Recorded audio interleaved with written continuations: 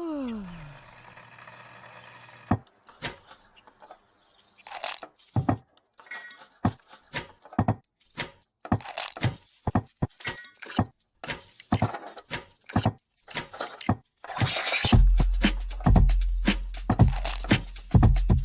morning. Good morning. Java Delight will uplift you. Stay tuned. The show is about to begin.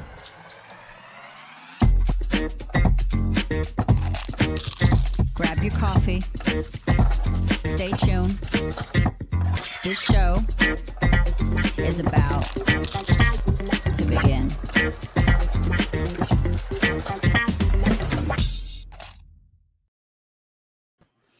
Good morning, ladies and gentlemen, and children of all ages. Thank you for joining us here from people all around the world. My name is Brandon Croucher, CEO of Delight Cafe.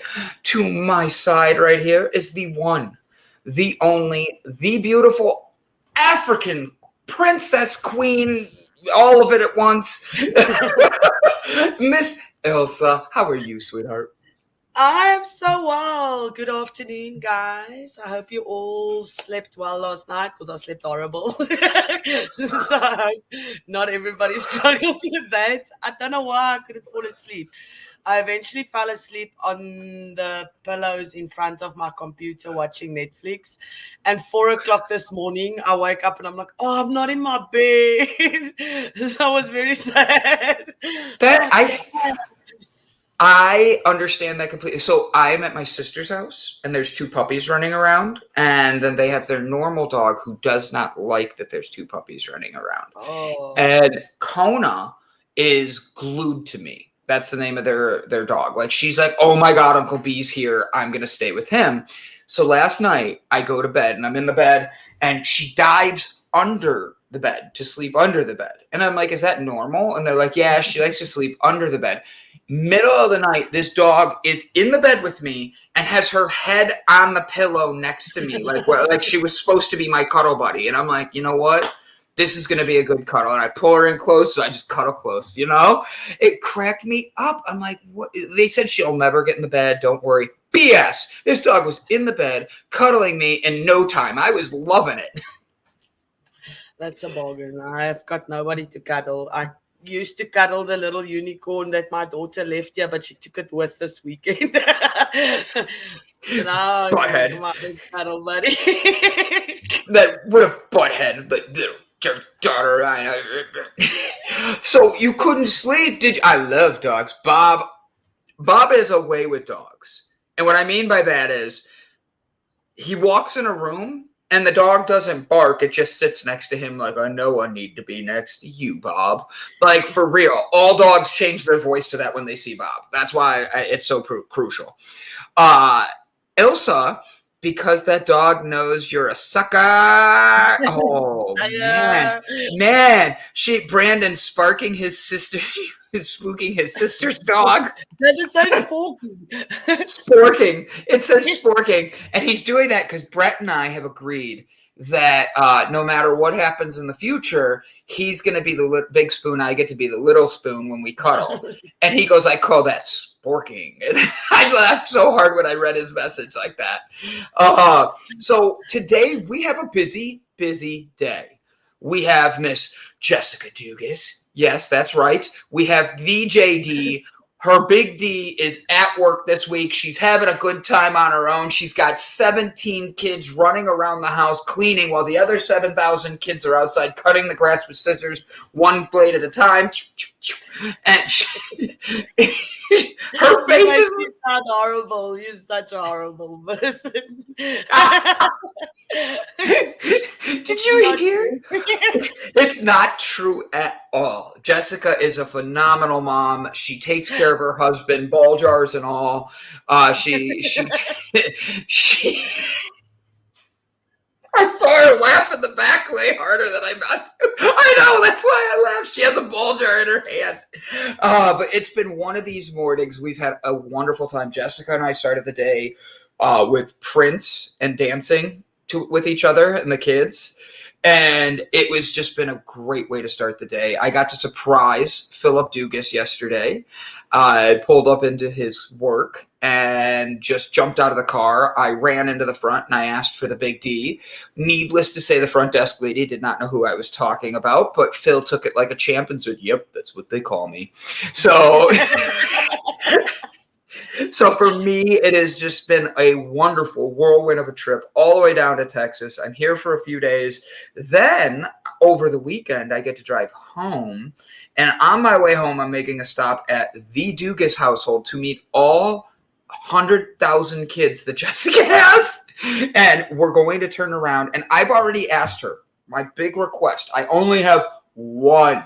What's up? From Rockford, Illinois. I love it. So my one request from Miss Dugas, was that she lines the kids up, youngest to oldest, and they sing to me when we open the door. She said that's probably not going to happen, but I have faith. I have faith. Hello, Brandon. You finally came to our house. No? Nobody? I can just imagine the food that you're going to eat this weekend. I'm so jealous. Let me just say. Don't send me pictures, okay? Please don't. Send you pictures. Got it. Send you pictures. Send me pictures. No. Well, my thing is, you're not a part of the Jessica Dugas grocery shopping list, where she's like, the menu for the week is going to be... I'm not on the list. How would you know I'm not on Jessica's list for grocery shopping? Because I think I'm the only one that gets this, so she can throw it in my face. Hey, Brandon, look what we're going to eat. All these veggies and fruits. And guess what? No meat, but it tastes delicious. And I'm like, oh, I know. She sends me these pictures that make me jealous as hell. She made like a dozen donuts the other day, put them on the edge of her thing. She picks flowers, sets them next to him, and sends me a picture. And I'm like... Phil is a lucky man that he has a wife that not only makes him breakfast, but then turns around and puts the breakfast. She picks him his own flowers every morning to match his outfit. You didn't know that, did you, Ilse? No, I did not. No. I didn't either. I made it up on the spot. I'm not as gullible as I used to be. Sometimes I think that can't be true. You're like, wait, how does she do that? That doesn't work, Brandon. Do the math in my head and I go like, nah, I don't think that's true. That's not going to happen. So talk to me, Brandon, what's your favorite food? Spaghetti, but it has to, or favorite meal, that is. I love spaghetti, but I don't like chunky tomatoes. So they have to be diced up. And that's just because tomatoes have a weird texture to me. I don't know why. I've never ever been a big one. Now, I do want to make sure I say something, lasagna.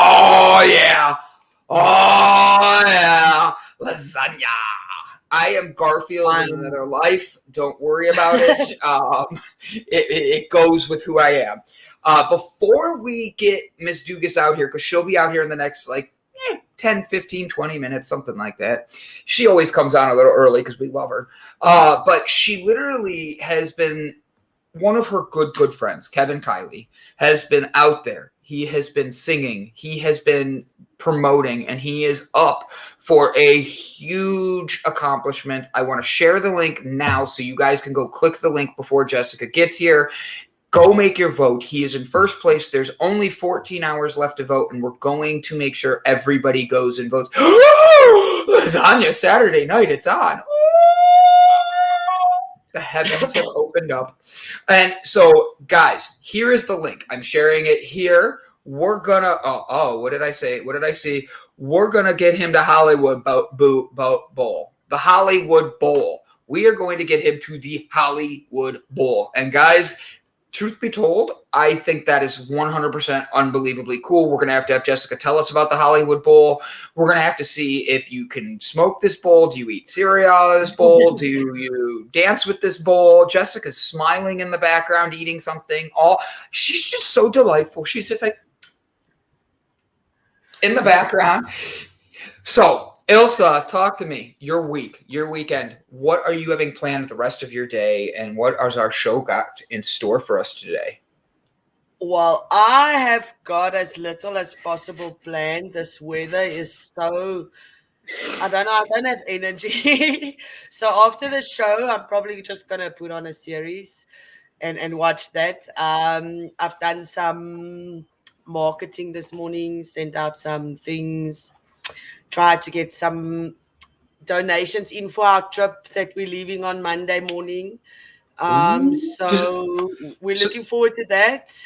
does that mean you're not here next week with us? I have got mobile data and all that, so I will just be teleporting to another side of Africa. I wish I could teleport, but I can't. You're It's like, about a 13, it's about a 13-hour, almost 14-hour drive to the Western Cape. So we'll leave really? Monday.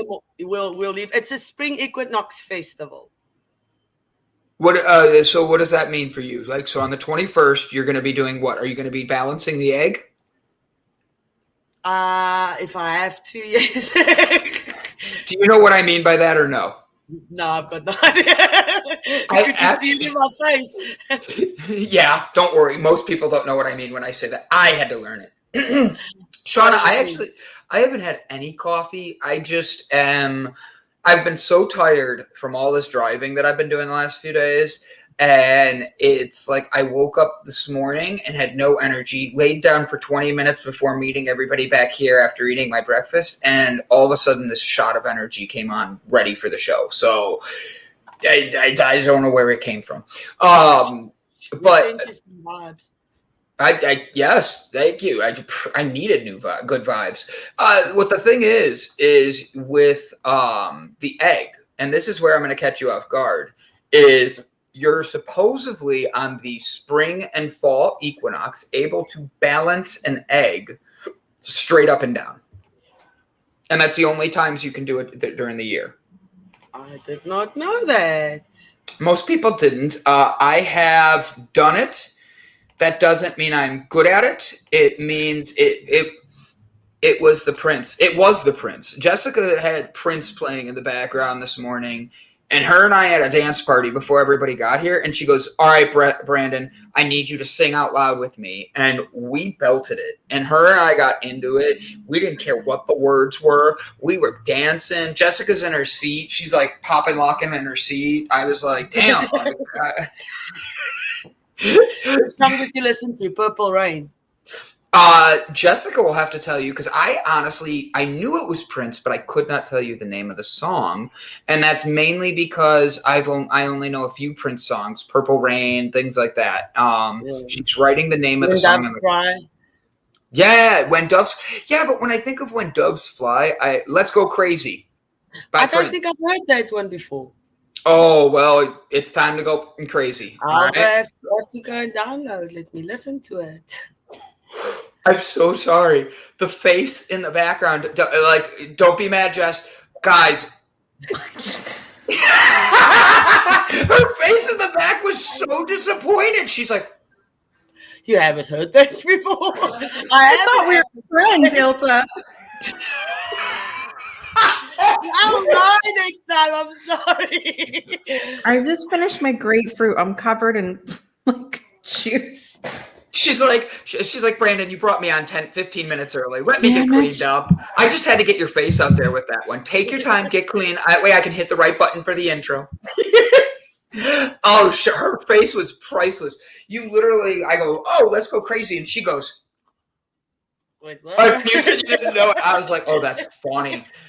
Oh, that's funny. But yeah, Jessica and I danced this morning. We had a wonderful Also, that while I was cleaning, I cleaned my room a little bit, my house. I moved my spot. As you can see, I've got a couch. I was sitting on pillows.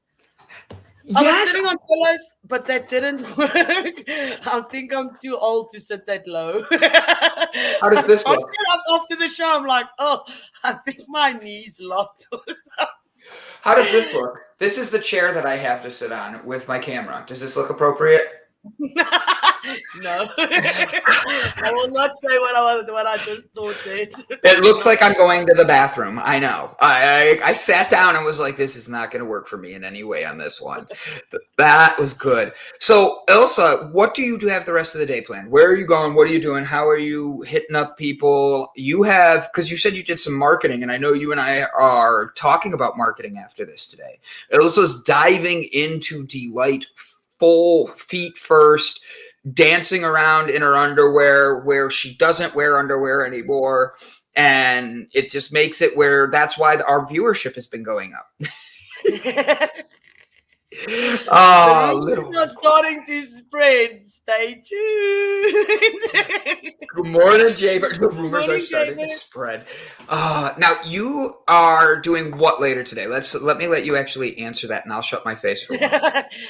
Well, I've got the meeting with you, and then I'll probably just lounge on the couch because I've got quite a bit of things planned this weekend. I've got a lot of things that I have to sort out. I must bake some new Scooby snacks to take with to our Equinox because we're going to sell that there. I need to cleanse my cards and do all those things, get our tent and our sleeping bags and everything together, and then count our pennies so that we can leave on Sunday. Oh no, I'm lying, on Monday. So the Equinox actually started on this Friday. Yeah, it's starting this Friday, but we're not there for the weekend. We're starting Monday and then the next weekend. Gotcha. Bob Seymour has agreed to officially stop wearing his underwear and let his he's going to be healthy with all of us. He is going to be taking care of himself and making sure he does not get his what did the gentleman say? What did Sydney say? Oh yeah, I just let him hang loose. I was like so caught off guard when he said that. But yes, Bob Seymour is now quit wearing underwear this week. He gave his underwear away. He was on his Harley and he literally took it off while driving and threw them in the air. It was the most impressive video I've ever gotten. I didn't even see anything. It was very amazing. Ilse was like, wait, what? And then, Ilse, you actually had something really great happen to you this week from one of our viewing audience. I did. Mr. Jaybird bought me $25 of Bitcoin, and this morning it's almost $26. So it grew overnight. You have to eat him up. You have to. Jaybird is setting up some nice platforms for the guys to earn with Bitcoin and everything. And he's an angel. He bought me donuts and coffee, he said.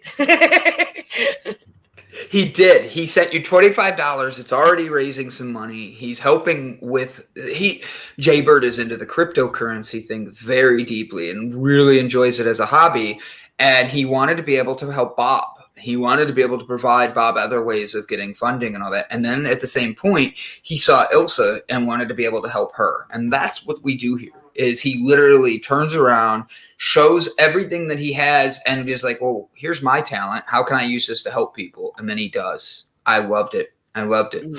So Ilse's going on a concert. She's going to be rocking out. She's making Scooby snacks this weekend. I still have not received any of her Scooby snacks. It's not a concert. It's a market. It's a spring equinox spiritual community, spiritual journey. People giving Reiki healing and using their talents to raise money for themselves and raise awareness and all that kind of thing, and just hang out with the community of my like-minded people.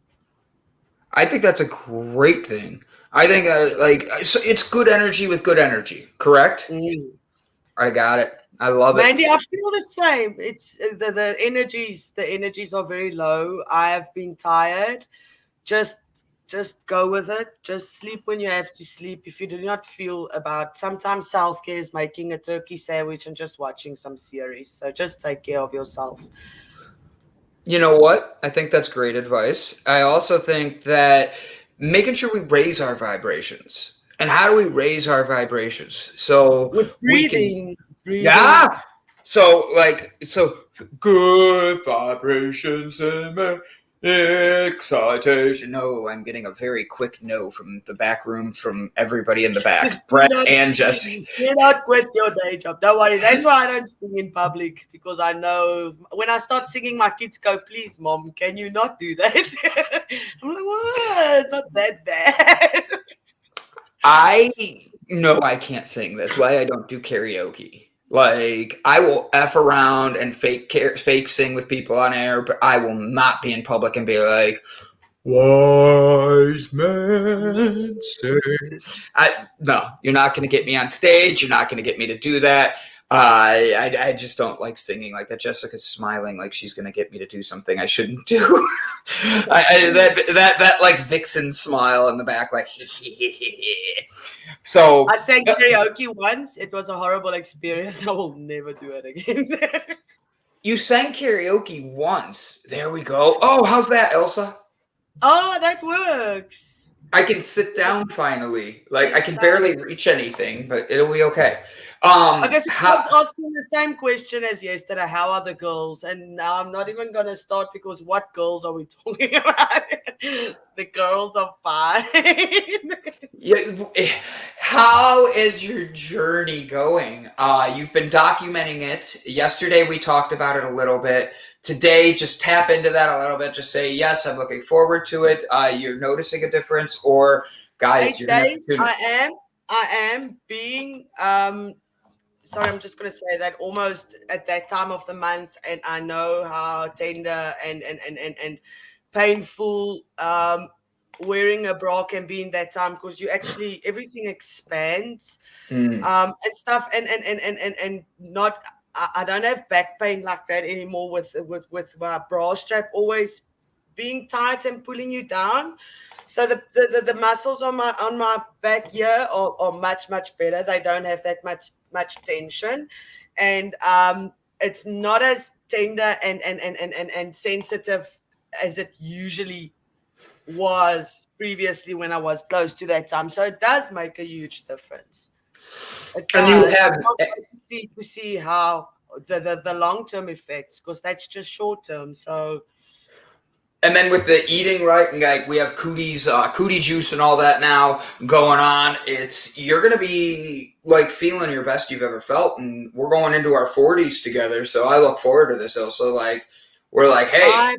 Yes, I've got Friday. It will be exactly 4 months before I'm 40.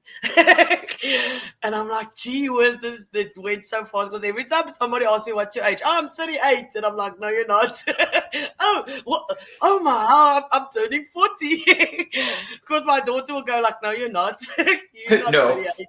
You're not 38. You're like, I don't need help reminding me. Right? Both my sisters like to remind me right now, hey, you're going to be 40 soon. And I'm like, wow. You're also going to be 40. It happens to all of us. But when they're closer to 40, I'm closer to 50. Like, the minute they're close to 40, I'm 8 years older than the one. So with ease, she makes fun of me all the time. And I'm like, well, it just shows I grow up faster than you. Like, I don't have anything I can fight back. I'm older. I love Jay defending you. You're wise. When you're old, you're wise. Oh, let's not go there. My sisters will disagree with that one. I'm trying to help. Oh, my bad. So I am super duper excited to be able to have Jessica Dugas on today, because we're going to actually dive into the conversation about who she's talking to this Friday. And are you using manipulation tactics in your marketing? And I think that's a great topic, because there's a lot of companies that I'm in an industry of CBD. So there's a lot of people that are like, we have the most premium stuff and this is the best stuff ever grown and this and that. But like, how are they marketing it? Are they marketing it with truths? Are they marketing it with manipulation? How are they doing this? Because there is a lot of manipulation and a lot of half truths with the industry I'm in. And I think Jessica is going to be having this. I love watching Jessica's interviews. You never know what's going to happen because the person on the other side feels so comfortable. They break into their own zone.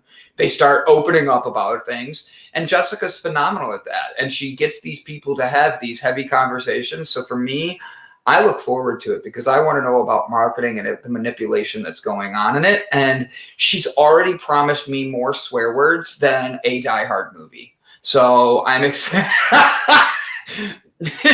The smile in the back was well worth it. Jessica, if you're ready, I'll hit your Brandon. I want to talk about Kevin Kiley. I want to talk about everything. I got a big thumbs up. Ladies and gentlemen, do me a favor. Say hello to the one, the only, the JD.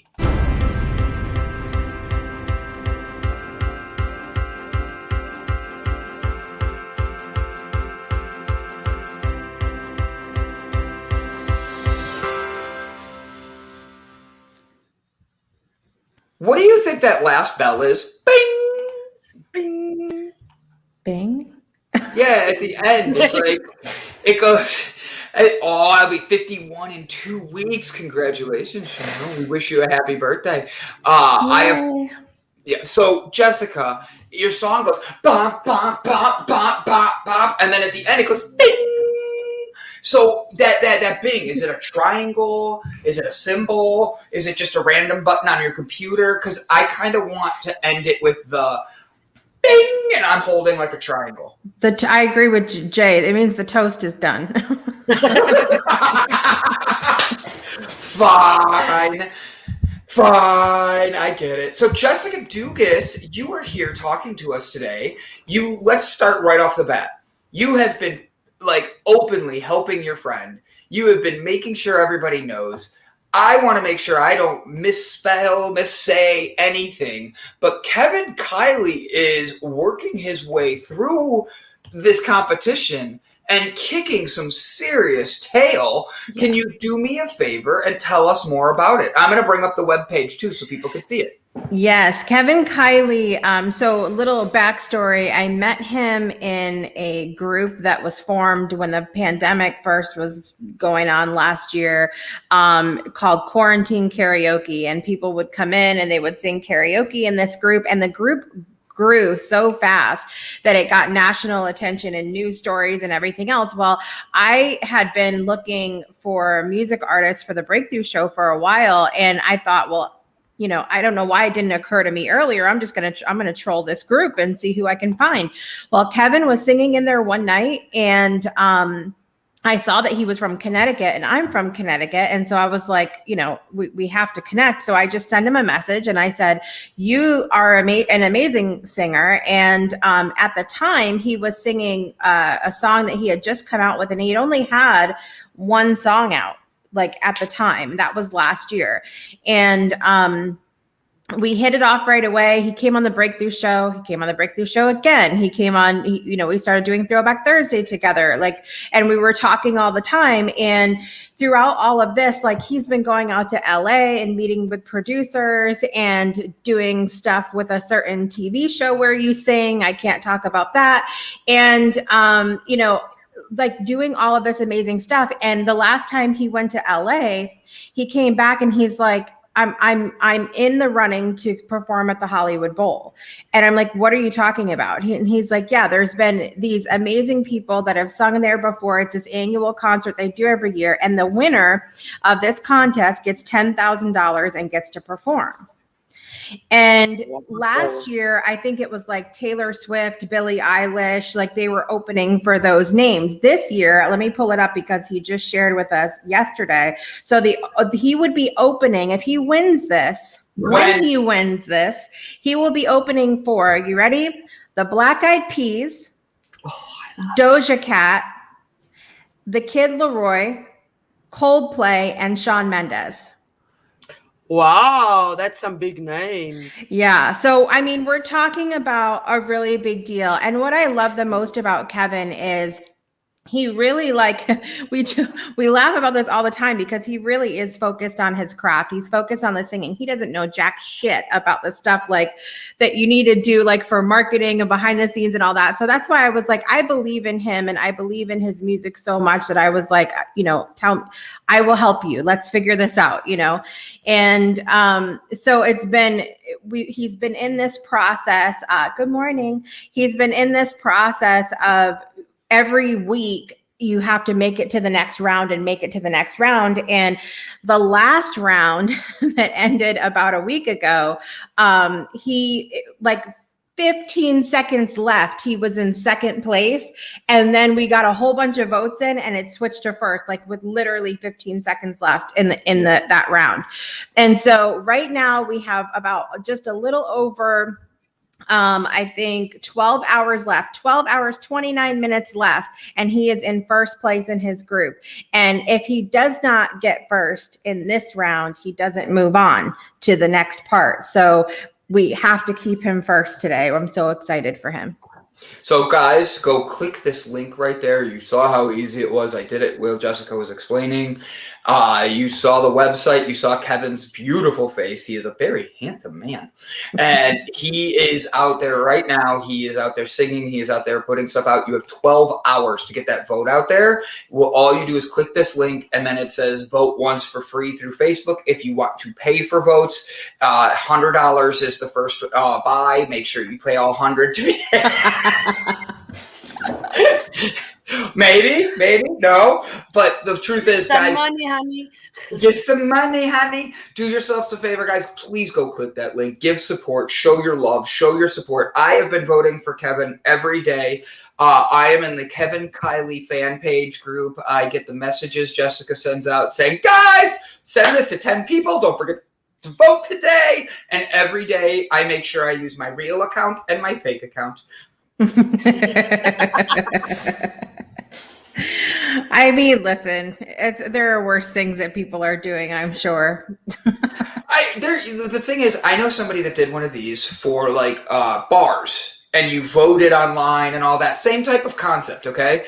But they're able to, if you buy it, you're able to buy votes. And they had rich friends, and the one bar bought a ton of votes. Yeah. And I was like, that's not fair. That's why I don't like to buy a vote. It's disappointing when that happens. And the only good thing about this part is that I know that the money that comes in from the paid votes are going to suicide awareness, and it's a good cause. And so it's not like, I feel a little bit better about that than other things, but it's still the point of, anything like this is going to be kind of a popularity contest. And you're also like I was joking around about Kevin not knowing like a lot of stuff with marketing and behind the scenes and all that, it really does put people at a disadvantage that don't know that or don't have a big circle of people that have created something. So when he was up for this week here, I said, listen, we need a street team now. Like Kevin, we got to do this, because I don't want to be where we were last week of like 15 seconds before going, oh God, he's in second still, and how are we going to turn this around now with 15 seconds left? So we've really been working hard this week, and Kevin is so excited. And he's one of these people, you guys, he's so incredibly humble about his gift and what he does. And I just know that if he ever makes it on to like a stage where he's accepting an award, he will be the one that they have to bring out the hook for, because he's thanking so many people. Like, he just really, he's just that kind of person, and he brings people up with him. And I appreciate that. What an amazing... Now, Kevin, I've had fun. I've been in your Discord. I've been with you on the Facebook groups. Facebook? No, just Discord. Yeah. Sorry. There's so many different apps that your name pops up on now. And then Jessica has a second cell phone number. She has a community line. All of a sudden, I'm like the one day you sent a text and I'm driving and I see the menu for something and I look and I'm like, wait a minute. This looks like it's not meant for me, but for a bunch of people. And I had to like look at it, and then I'm like writing her back, and she writes back, and I'm like, I totally am texting the wrong number, aren't I? And she's laughing at me. I'm like, my bad. So Jessica does a very good job. She is phenomenal at her marketing, and Kevin Kiley has been nothing but an angel. And I say that as someone who doesn't even know him personally. He literally, every time I've made the joke of I voted with, and it's not a joke, I really do use 2 accounts to vote. I really do, guys. It's for both of your personalities. I have many of those. Like, so Bradley votes and Brandon votes. But like, I vote and then I'll make the joke. I voted with all my personalities, all my accounts. He thanks everyone every time. And I've been blown away by how generous and nice he is with how busy he is. So Kevin, rooting for you, want to see you succeed, and excited to now, is this the final stage? That was my next question. I think there might be one more thing he has to go through after this, but this is like the finals for his. So there were different groups. I think and I could be wrong, but I think this is how it went. There were different groups for different categories of people, and this is like the final for his category. So then he gets put in the big pond, so to speak, I believe. Wow. And the big pond is a bunch of other singers, or that's other types of music. So it'll maybe like groups or different genres or something like that, I would assume. So when would he know if he's won the whole thing? It's got to be soon because the concert's in October. So, oh my gosh. Yeah, like wow, this is all. Yeah, like it's a whirlwind of how quickly this goes, and his plate is so full. He messaged me this morning, and he was like, "I'm nervous," and because he just got the lead in a play in Connecticut, so he's been doing that because he was supposed to be on Broadway before the pandemic, and then everything shut down. Like that's the whole story of why he was doing so much online and coming out with more music and everything, because there was nothing he could do. Right. And so it's been such a cool journey to watch, to watch him grow. And that's part of it's such a joy for me with doing the Breakthrough Show and the people that I've met through there, to watch people literally come on the show and say, this is my dream. And then watching it happen, with Michelle on the Circle and, Lucinda on the TEDx stage now. And I don't know how many times Blake's been on the TEDx stage since he was on the show, but he's 25, something, it's just crazy. And so it's a cool thing for me to watch that and to get to be their cheerleader and to say, hey, once upon a time they came to hang out on my little show and now look at what they're doing. That is amazing. Now, speaking of your little show, I'm sorry, Elsa, but go ahead. No, go. I almost stepped on my computer and stepped it off my table. Don't do that. Don't do that. So, Jessica, speaking of your little show, you have a breakthrough this weekend, this Friday coming tomorrow. You have Manny Wolf and Harrison Barron? Mm-hmm. Barron, yeah. I wrote it and I wanted to make sure I didn't spell it wrong, and I'm still messing it up. Are you using manipulation tactics for marketing? Can you explain what we're going to be looking into tomorrow? Because this sounds like an interesting episode, and who swears more? Well, it's going to be fantastic. First of all, Harrison Barron is just incredible. He does a lot with SEO and marketing and whatnot. And he has a podcast that is completely unfiltered. It's no boundaries, period. No boundaries podcast. They don't have, he's there may or may not be alcohol involved. We just do what we have to, we say what we need to say.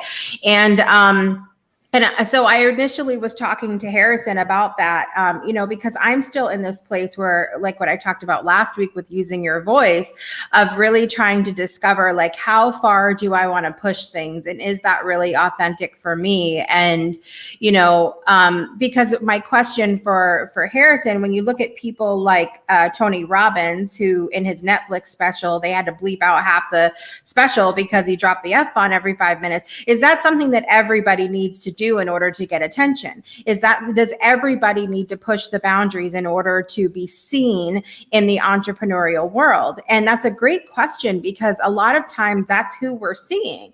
But, he talks about how it's really about knowing who you are and knowing your audience and all of that. And he's going to be dropping some pretty, harsh truths about, how a vast majority of the people that we see in the entrepreneurial world really, they'll say, oh, I want that so bad. But they don't want to do the work. They don't want to do the work involved to get it. So like, for great example, I had a friend this week who I was talking to, and we were talking about when we go to launch a product or a service in our business. And oftentimes you'll see people poll their communities. So they'll say, I can offer XYZ. Are you guys interested? You know how many people jump right up and are like, me. This is so me, so interested. That's exactly what I need right now, right? So you do the work and you come out with the product or service, and then nobody buys it. It's because people like the idea of having a breakthrough. People like the idea of moving to the next level, moving forward, but they don't want to do the work required. It just is what it is. And a lot of people we're as humans, we can be a lot of talk and a little action, and it's just a truth we have to face. And so Harrison talks a lot about that in our conversation tomorrow. And then adding in Manny Wolf, man, if you guys are not following him on social media and you are a business owner, an entrepreneur, a coach, if you can handle getting your ass handed to you on a daily basis, please follow him, because even though it may sting a little bit, the things that he shares, he blows the lid off of how much manipulation goes on in marketing, especially with coaches. And I'll give you guys an example of that in a minute, but also talking about, a lot of fluff. This morning, in fact, he was talking, I need to pull it up so I can get the exact words that he used, but he was talking about specific, words that people use in the entrepreneur space or in the coaching industry that have just lost their value because of how overused they are and how little integrity are behind those words anymore. Yeah. So some of the words that he used, I'm pulling it up here really quick because I want to I hope it's going to be right at the top of his page. Of course not. But he used words like, divine, masculine, feminine, authentic, a lot of things that are really fantastic words, but they're used so much and used in such a inauthentic way. That they're losing their value. They're losing their value. The example that I wanted to give you guys is we were talking about, and I mentioned this before we came on today. I know somebody personally who had a $5,000 week in their business. And they went on to go to tell everybody. So they had that week. And then the next week they're like, all of a sudden come out with this thing. Let me show you how to make $5,000 a week in your business. But they have not replicated that since then. But they tell everybody about that 1 week. Right. But just because you do it once doesn't mean that that's something that you like, that it could have been a fluke. Yes. It could have just been, that it was just something that your specific audience was interested in that moment. It doesn't mean that that's something that's going to be able to be copied and pasted through anybody's business either. And it also brings up the question, while we're talking about authenticity and marketing and, manipulation and all of that, just because you're good at something, or just because you do something one time, does that mean that you then need to turn that into a business or help other people with it? So I'm going to answer this from my perspective. No, because then you're chasing squirrels all the time. And coming from someone like me, that sounds really funny. But the truth is, you are. If you everything you do turns into a business, you're never truly focused on the business at heart and what you really want to do. Yeah. That's just my opinion. And I know I'm a squirrel chaser when you're talking to me, but like I know CBD and I know the cannabis plant and I know that I have a personality that people follow. So for me, I have to know my circle of what I'm doing and not be distracted trying to create other things. Right. Because it's so easy for someone like me to be distracted. Excuse me 1 second, Jessica. Mm. Hello, Donnell. Love you. Okay, go ahead. No, I mean, look, Manny talks a lot about, the other big topic that we talk about tomorrow is something called success shaming. So I'm excited about putting out a cutting room floor clip from the episode that I had to cut out because we just didn't have time. But he told a story about a group that he had gone to, and everybody. The guy was saying that you had to, be connected with a super deep why in order to be successful. And we've talked about this on the Breakthrough Show before. And Manny's just like bullshit. Your why is whatever it is, period, and you don't even really need it in order to be successful. And so they're going around the group and everybody's like, oh, it's to fill the world with magical, just all of this fluff. And they get to him and he's like, I want to make money. And they were like, no, everybody no, that is not a real thing. That is not a real why. No, you can't do that, and he's just like, bullshit. Right. Bullshit. And so we've talked about that all the time. Hi, Bob. We talk about that all the time. And, that you just don't, we are so quick, especially, and when something's working for somebody, whether we believe that that's how a why should be done or not, we are so quick to shame people because it's not the way that we do things, and saying, oh, you can't do it that way. That, every single person on the planet is different. Correct. So why is this a thing that we're doing to people? Why do we judge people like that when it's their light, their why might be something that actually makes a difference because they challenge it? And I think that that's the issue that a lot of people don't connect with, is that the why, like him saying, oh, I'm there to make money. Honest answer, it is a good why. It's what a lot of business people do. And having that is essential. Like you need someone on your team that's like, hey, how are we making profits on this?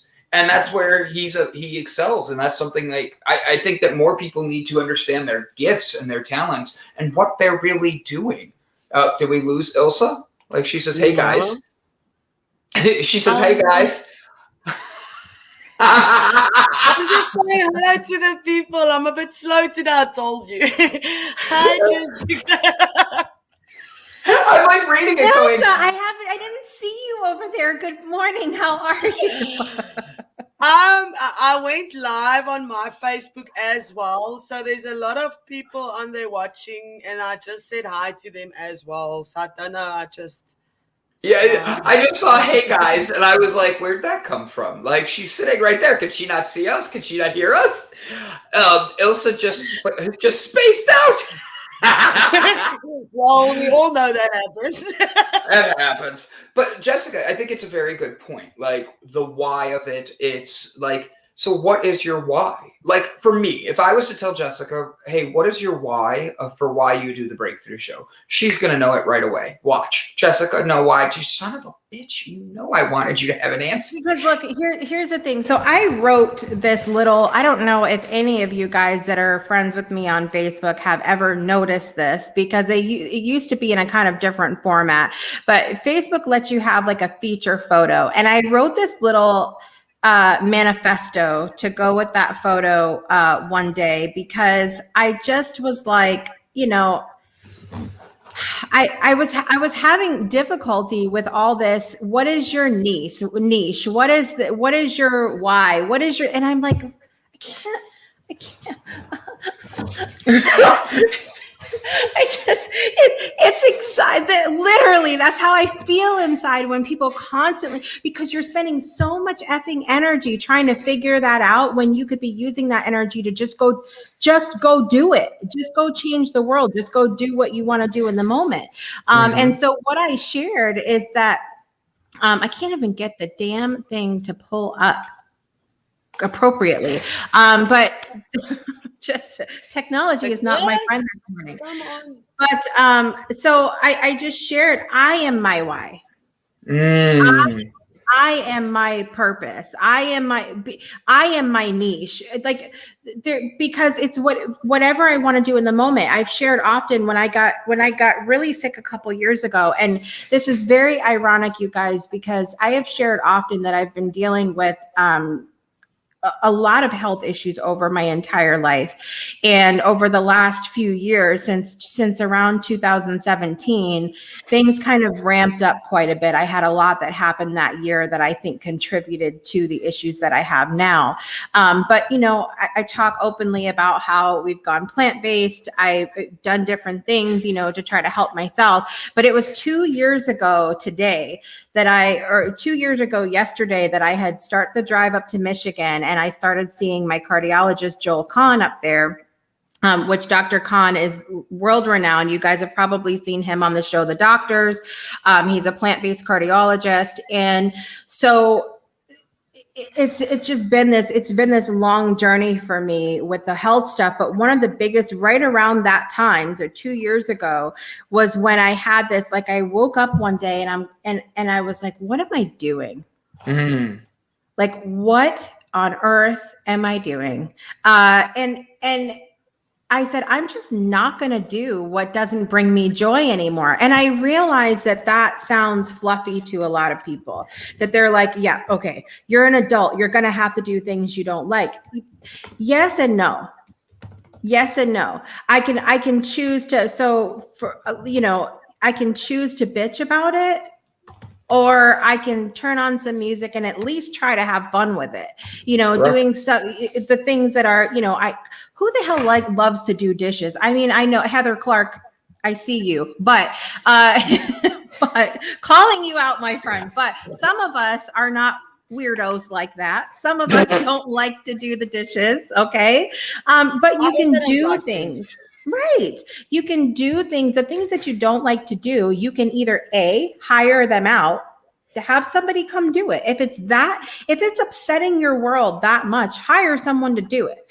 2, have 6 kids, make them wash the dishes. No,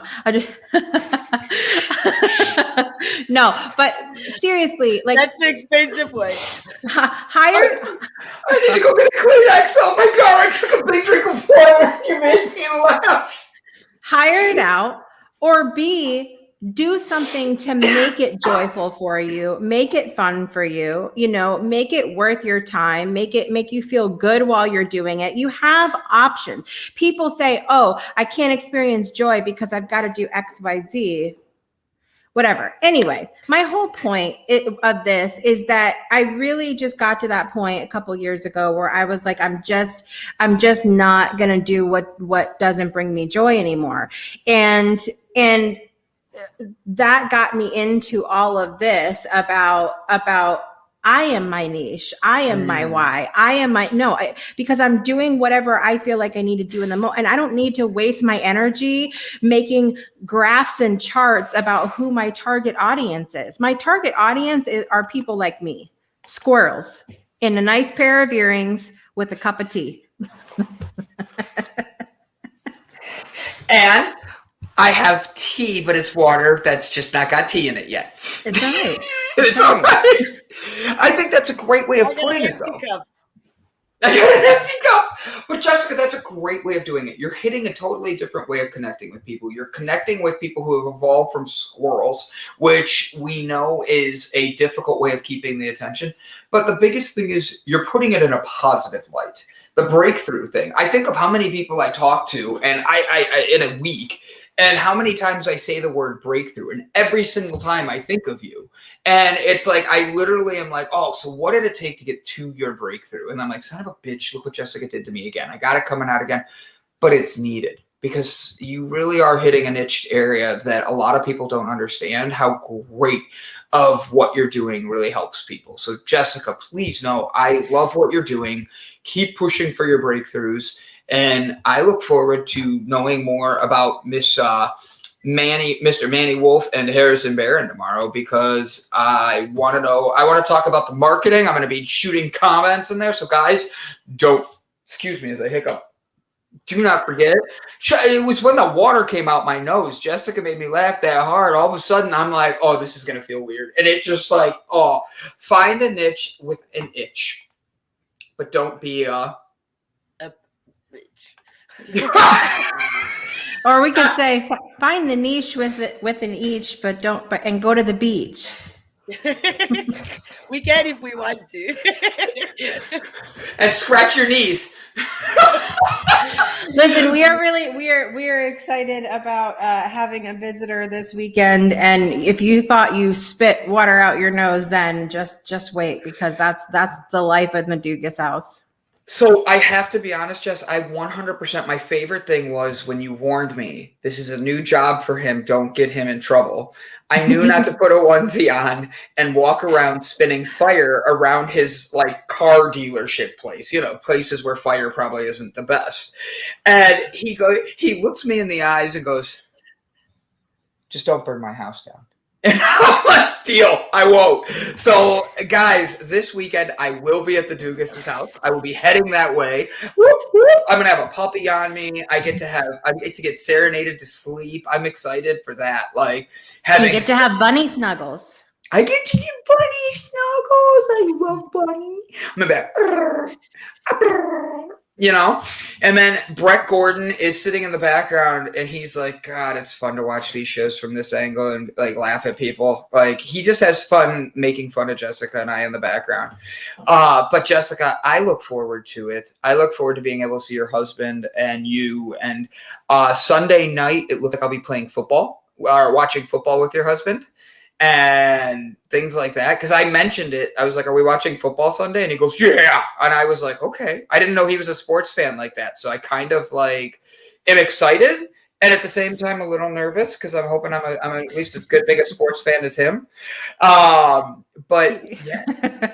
Oh, you're laughing. I just have to. He's more into. I was the one super into football when we met, and then I don't want to talk about everything that's happened with my Pats over the last couple of years. And so now it's a different, anyway. You've had a winning team. You found your joy. Now you need to understand what it's like to suffer a little bit. Try being a Browns fan.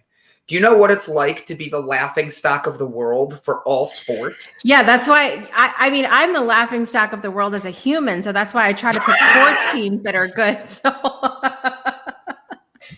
Well freaking played there, Miss Dugas. Brett is going to Chicago this weekend, and Bob says, "What's up, Brett?" And Brett says, "Good morning, guys." So Jessica Dugas, give us the times, give us the schedules, and tell us one more time about voting for Kevin.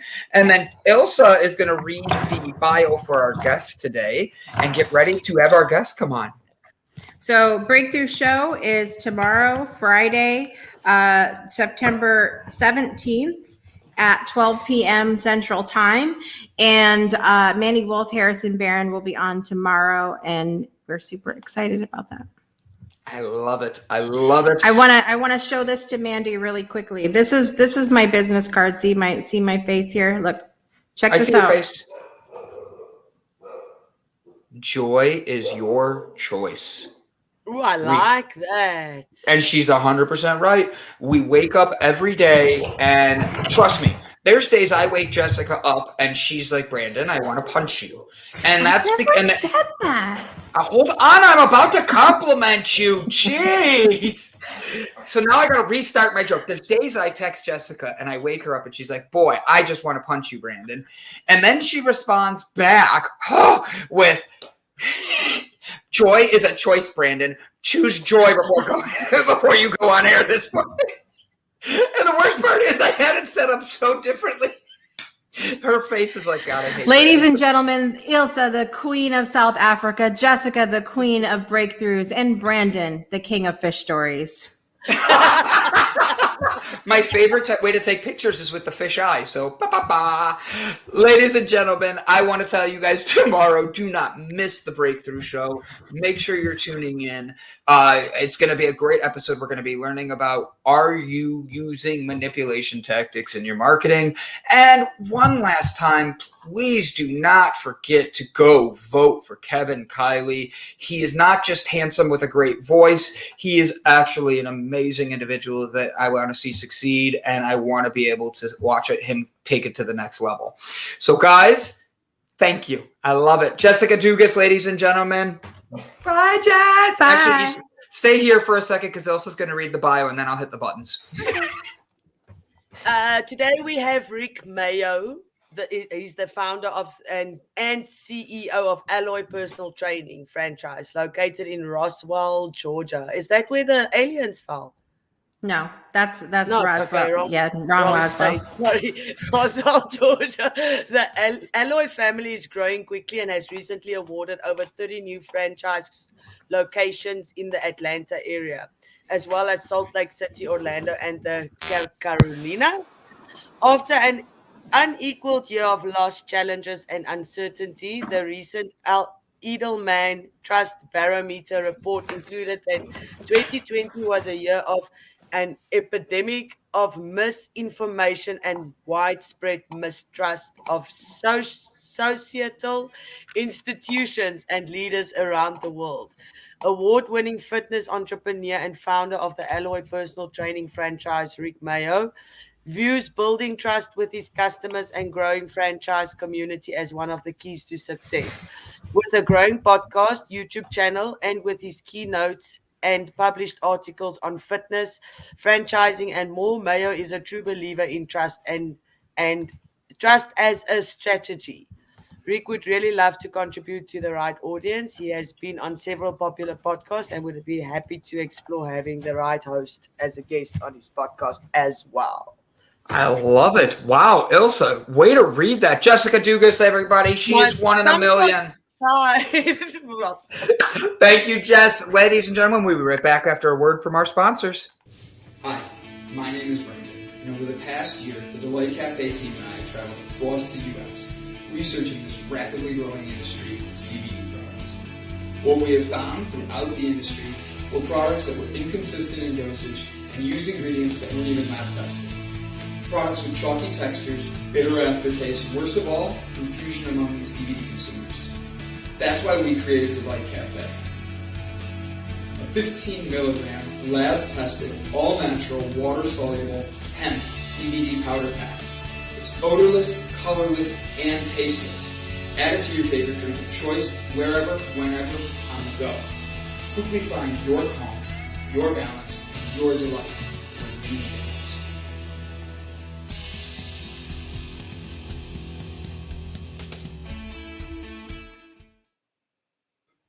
And we're back. Oh, Ilsa's got the big screen now. She's smiling all big. Rick, it is so good to meet you, Mr. Mayo. How are you today, Rick? I'm doing well, and likewise. And to your point, you guys, there are probably some aliens in Roswell, Georgia, as well, not just Roswell, New Mexico. So, well put. I may be one of them. I'm not sure. Anyway. The jury is out, so we shall see. There is You're not the first to ask that, so please don't feel bad. Everyone's like the alien Roswell. I'm like, no. Yes, but no. Do we really know? I mean, do we? I've asked some wild questions on this. It's like, what is this? And what is? I'm not afraid to ask questions. I want to know. I love it. I love it. I love it. Have you seen the Netflix special? Oh gosh, what was his name? Bob something. Oh, Bob Lazar. Yes, you know it. Yes, 100%.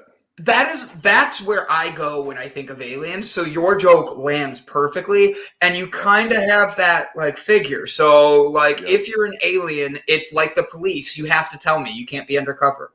Are you an alien, Rick? give you, well, you know this, you know how the saying goes. If I told you, you know what happened. So you really don't want me to tell you, right? No, because I have to drive through Georgia to get back home. So no, I don't want to do that. Best of luck making it through here. You might see some people that look like aliens, even if they're not. You guys know they're everywhere. They are. They are. Some of them look like dogs. Don't be fooled. They're not. That's right. That's right. So, Rick, I want to thank you for coming on. You have your own podcast stuff going on. You are a busy man that has your personal training franchise located in Georgia, but has now grown drastically to 30 new franchises. Tell us about what you're doing and why your personal training is so different than what anybody else is out there. Yeah, so, I think I'll start by just a little bit of our history. So we've been at it for a long time. We actually started our original facility in 1992. So, but you guys were probably twinkles in your father's eyes, maybe not even that yet. I appreciate it. Yeah, so we've been at it. Yeah, keep it coming. Yeah. But we've been at it for a long time, and before we ever started a full-on franchise, we were doing what we called a license, and that's sometimes an interchangeable term with franchising, so it can be confusing. But imagine giving people the business systems to help power their gyms, right, under their own banner, so like a white-labeled version of a franchise. And we did that to the tune of 2,300 clubs worldwide. And it's been amazing. So that's what we've been doing the last 15 years. And we had more and more big franchises coming to us and saying, look, can you build these mechanisms for us, white label them, right? And then help us power them. And so eventually we just said, look, instead of being the special sauce in everyone else's franchise, let's just do our own.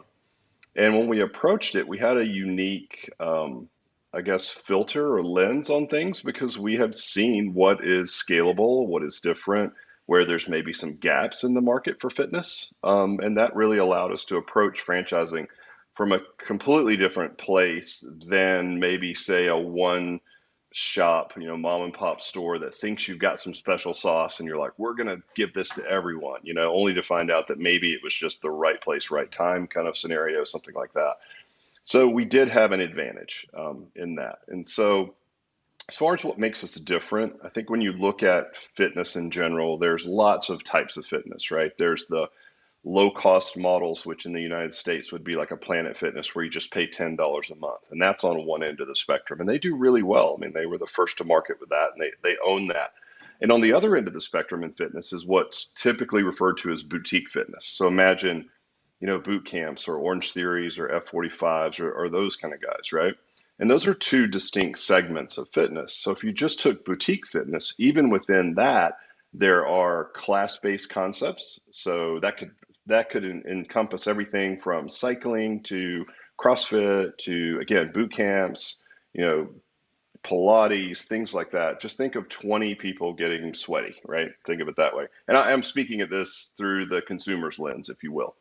So there's that end of boutique fitness, but on the other end would be personal training. And so typically or historically, that's been serviced in a one-to-one setting. So, one of you guys wants to come in and you have a coach and, it's just a one coach to one client setting. But what we figured out a long time ago was how to make that a little bit more scalable. So we can train up to 6 people with one coach, and we have the technology to be able to communicate on each person in the session and how they are to be applied to a certain program. And what that ultimately does, you guys, is it brings the price point down. And so what we're able to do is offer a good value proposition to people that are interested in personal training and make it a little bit more fun by offering some group dynamic, but still keep the brand promise of personal training. So if you have an injury or a very specific goal that you want to work on that's outside what you could get in a class-based setting, then we're the perfect option for you. So I would say at a really high level, that's it. Really, that's what makes us different. It's just tons of experience and really understanding how to make personal training scalable. And another word for that would be affordable, right? Is there a story behind the name of your company, the Alloy? There is. So we've had, I'll start by saying that we've got people all over the world that have our logo and name tattooed on their body. So I don't know how much more, brand loyalty you can get than getting a permanent ink, on your body of someone's logo. But I'm proud of it because it's all as a result of some type of a story, right? Whether it be, reaching great results or turning someone's business around and allowing them to stay in the industry that they love, whatever that is, and to feel compelled enough to get, a logo tattooed on you is a huge compliment to us. And so we hope to see that continue to grow as our franchise system grows, of course. But it's funny that you mentioned that because we've rebranded like 4 times. So the internal joke is like, oh, don't get the tattoo because they're going to change the brand. Which now that we've gone to franchising is not true. But when we opened in 1992, you guys will love this name. Like, fitness was like muscle pants and what we call fanny packs, or what you guys might call bum bags, right, in South Africa. So it's like, that was what fitness was. And so the name of our gym was Good Bodies, which is the cheesiest name ever, but it so fit the early 90s, right? Yeah. Because that's what fitness was. And we had teal carpet and it was, mullets and everything bad that you can imagine. I think mullets are actually back in style, but They are. Yeah, exactly, right? Hockey baby, right? If you play Right. ice hockey, that's your haircut, right? Yeah. So, but that was who we were. And then, I can distinctly remember we had a coach working for us at the time, and he was going to be leaving and he was going to open his own business. And he wanted to do it close to our business, which was a big no-no. So he and I were having our differences around that, right? And at the time, I didn't have the mechanisms in place to say, well, good, we'll help you open your own, right? Which that was what we would do now.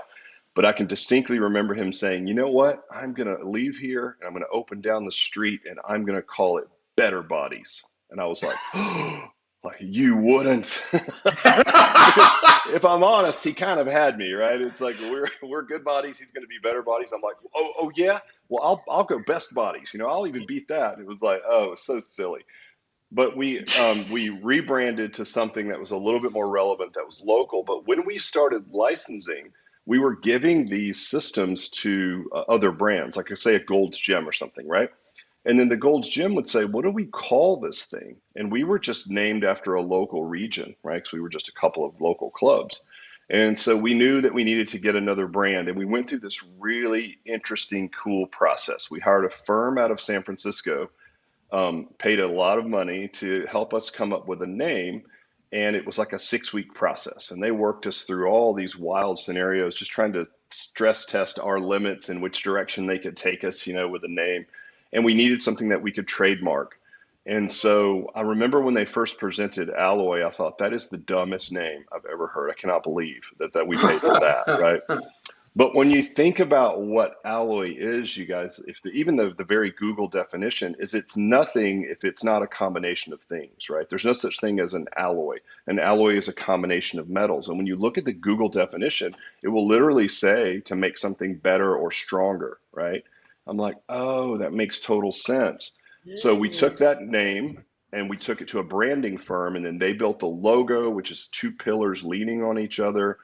And of course, Stronger Together has been used by Hillary for her campaign and everything since. But we were the first, to have that, and we've got it in the fitness space trademarked. So yeah, a lot went into just coming up with what looks like a really simple brand, but it means a lot. And what it means is it can pass through from me to our franchisees, because we can be stronger together, a combination of our strengths, right?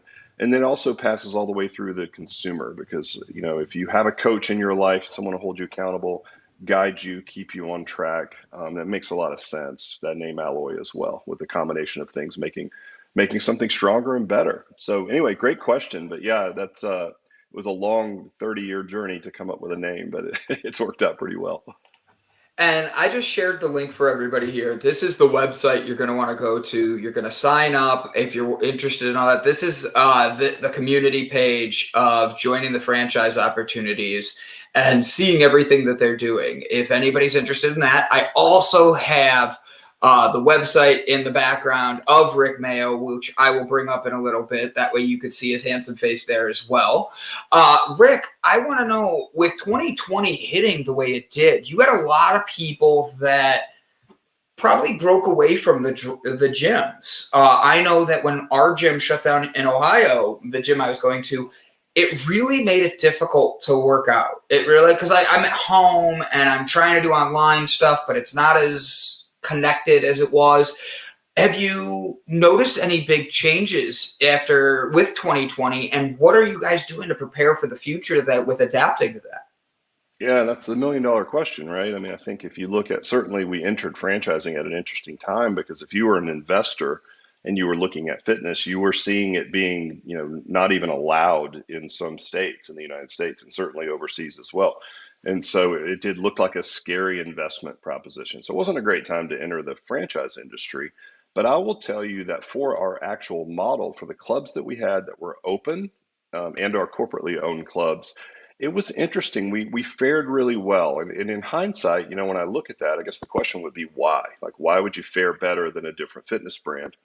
And I think there's two reasons. One is because we're personal training, we are a smaller number. There's a British scientist, his last name is Dunbar, and he did all of these studies that went back thousands of years. And the question he was trying to answer was basically, what is the right size of a community, right? Outside of really close friends and family, what size community can someone manage? How many people in their life can they manage and still make it feel very intimate and be close knit? And that number ended up being 150. So it's often referred to as Dunbar's number, or sometimes the rule of 150. And some corporations have actually taken that number to heart. If you look at Gore, that makes Gore-Tex, if they had a division that got larger than 150, they would split it, because they knew that if you were working in a group of 150 or less, the manifestation of that could be, you don't have to wear name tags because everyone knows everyone, right? There's not this higher top-down management feel where, like, the boss is here and then there's this person and then I'm under them. It's like you really could work for the people around you and keep a tight-knit community. And that was a really big culture builder, and it helped efficiency and stickiness for employees and all of the things that go along with a great work environment. So when you look at our model, we don't get above 150 total members. And so what happens with that is everyone can know each other. You can know everyone's name. You can know everyone's family members, right? You can know, certainly we know a lot about them from a health perspective, what their goals are, what their injuries are, things like that, what they're shooting for. But I think when you have a small number like that, you guys mentioned trust a lot in the lead in. That's what it does, is it drives a higher level of trust, right? So we didn't see a whole lot of churn in our revenue at all in any of our clubs that were open, because small number, so more trust. I mean, we literally had people come into our corporate gyms once the veil was lifted on the restrictions and say things like, oh, I would never go to a big facility. I don't know any of those people. And as we all know on this call, knowing someone doesn't have any bearing on whether or not you can catch a virus from them, right? But it just speaks to the fact that there's inherent trust, right? It's like, I don't want to go to the grocery store because I don't know those people, but I know my people. And I guess the assumption would be that they're doing the same things I'm doing to stay safe. So there was that. And then second was the technology. So thankfully, we already had an app that we were using to send workouts to people for like that third day a week, or like if you went on vacation or something like that. And it ended up being the perfect tool for COVID, because we knew everyone's goals. We simply had to find out what type of equipment that they had at home. And then instead of just streaming a Zoom class, which is what a lot of fitness brands did, we could actually drill down and say, okay, based on your goals and what you have at home, this is exactly what I want you to do. And send them a video-driven workout. And, our app pulls in MyFitnessPal for nutrition and habit change and all these really cool things where we could really keep track of them. But it was like taking personal training and making it digital as opposed to streaming a live class, which, again, there's a lot of people that are already in that space. I mean, look what happened to Peloton, as a result of the pandemic. Their stock jumped like 1,000% or something crazy, right? So there's already people in that space that were poised for that. So instead of doing that, we just kept it personal training and used the app to drive the programs and the accountability. And there was still a coach on the other end that they knew, by the way, that knew their name and was saying, hey, I didn't see that you worked out yesterday. What's going on? And ultimately, isn't that the job of a coach, right? It's just to make people show up and do it. That's 90% of it right there. So yeah, based on those two factors, you guys, that small number and that high trust, and the digital assets, we fared really well. So we were very fortunate to be well aligned for this. I mean, because who knew, right? It was devastating for some sectors of fitness for sure. Awesome, awesome. I wanted to ask you something. How did you get into creating this? Was it something that you always wanted to do, that you had in your mind, or how did you get this opportunity to create Alloy? You know, I wish that it was, but what happened was we accidentally stumbled as you guys know, and you've probably heard this a million times, it seems like it's in every leadership book, but every time you run into a tough spot or a tight situation, it's typically an opportunity for something great to happen. If you respond right and maybe you get lucky and all the worlds, all the stars align, so to speak. But we had a hiccup in our business in the late 90s. And as a result of that, we built it back in a way that was very systematic, right? So we took something that seemed like artwork, which was, trainers and them working their magic with clients. And we had specialists in fat loss and specialists for older clients and specialists for athletes.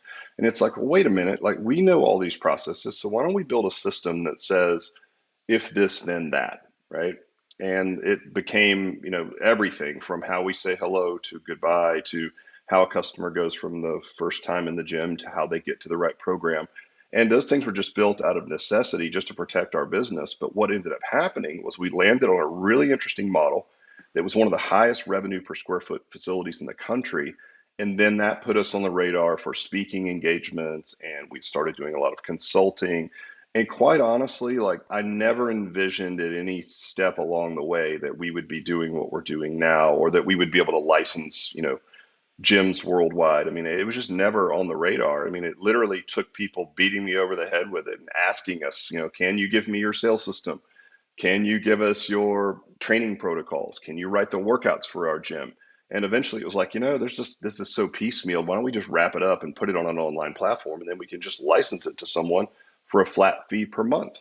But it wasn't ever part of my long range plan. And I would love to say that it was, but it just sort of developed. I think, maybe the only thing we had was an open mind and a culture in our business where we were open to new opportunities. And if something presented itself that we thought was a great opportunity, we could do it. Right. But yeah, no master plan. I hate to say it. Is your app like True Coach? Jessica asked.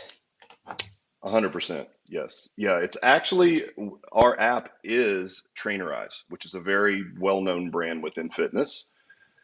That's our app partner. We just paid a lot of development costs to have a white label version built for us. So Trainerize is one of the premier online training platforms.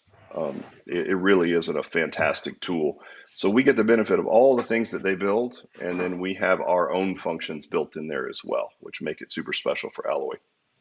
With working out, I know in particular that if you have a coach, it's one thing, but when you have like a team of people around you like that and you're working out, do you notice they push each other harder and achieve higher goals because they're working together?